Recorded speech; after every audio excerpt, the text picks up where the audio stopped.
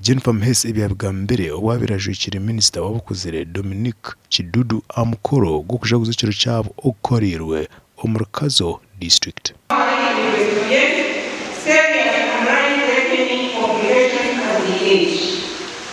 This is because many other persons have several underlying health conditions like hypertension. Amukoro abagorisi bashabiro okurikiraho okurebuza no kuratera ebyone baratamisho ngo bundeki nicyo kikubaretera okanyisa endwara.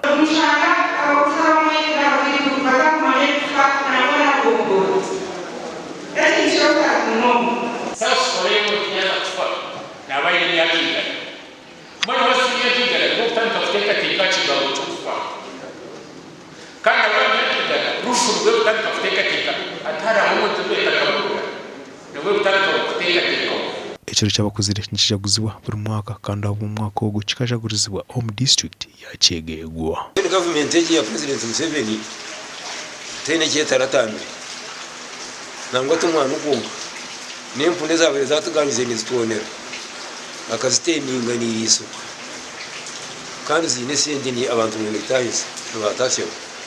Amakuru aga gashakwa Timothy Mushabe na Richard Nahabwe.